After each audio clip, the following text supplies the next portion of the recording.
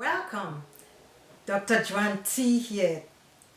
Today we are going to be following up with a continuation to our last week's video. Last week, folks, we talked about stress. We defined stress, good stress, and bad stress. We differentiated that good stress was stress that was a response to the demand of the body, and it was the appropriate response, and it created a negative feedback mechanism which shuts off that release of sympathetics and the fight or flight response.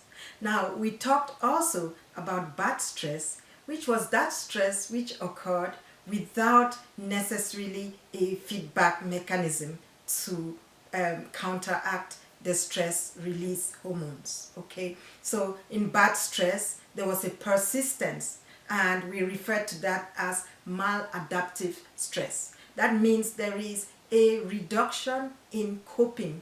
The patient or the person cannot cope well with stress and constantly feels the effect of that stress without a resolution.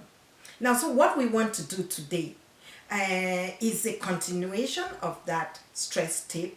Here we want to look at methods, techniques in which we can use, which has been used many years all over the world, and which has been studied, including the new techniques and advances that we have in this area, where we can use these techniques or activities or even behaviors in order to counteract the effects of stress in the body, which would simply mean, guys, to cope better with stress and relieve ourselves from the detrimental effects of the sympathetics, continuous sympathetics outflow in the body, which creates a lot of problem.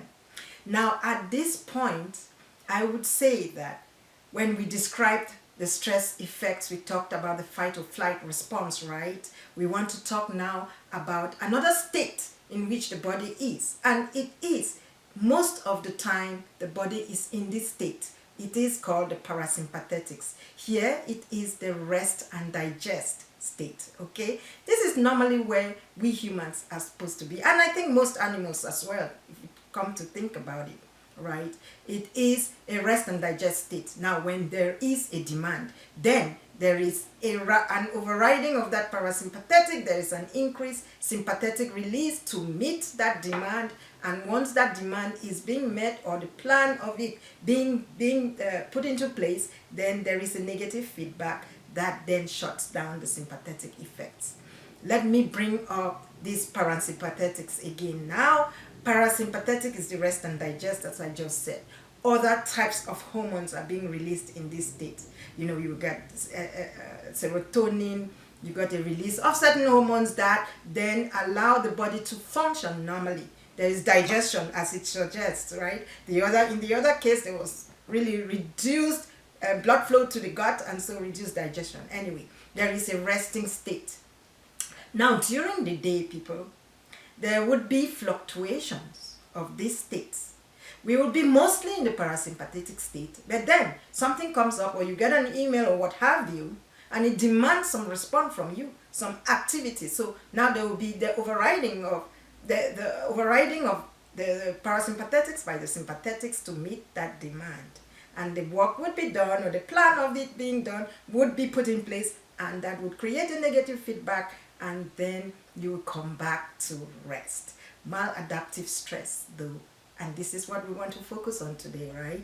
Is that maladaptive stress where we continuously feel the demand, continuously release the sympathetics without a resolution in sight. What do?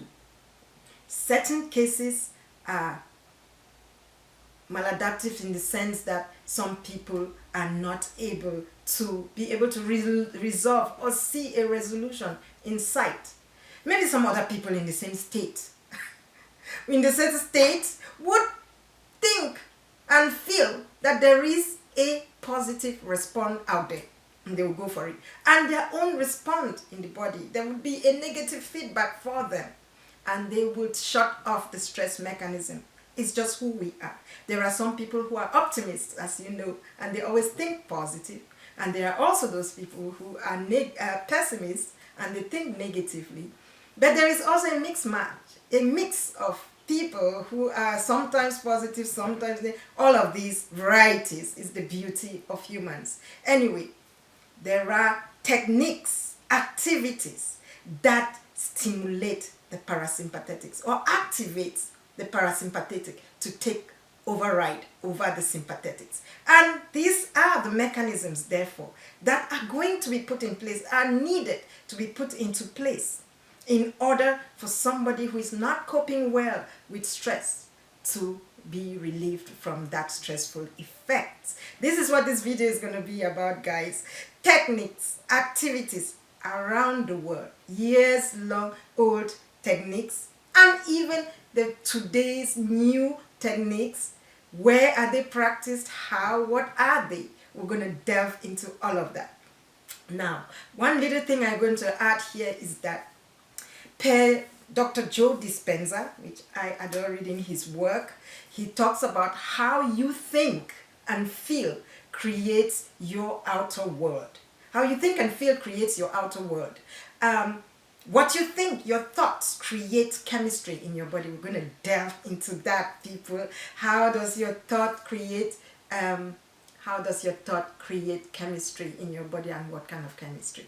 Positive thoughts create relaxation and resting. Negative thoughts tend to stimulate us in the wrong way, stressing our bodies. Now we're going to delve into all of that, and we are going to look around the world and talk about these different techniques that helps people who are stressed to cope better with stress. Most of them you already know, some of them you do. Sometimes you don't even know that you have to apply these techniques.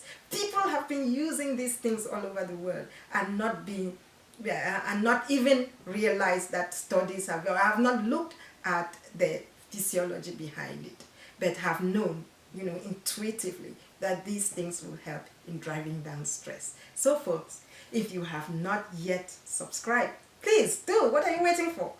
Check out the last video. It will give you a background on what we're talking about today, and then come back and see what can be done about stress. See you then.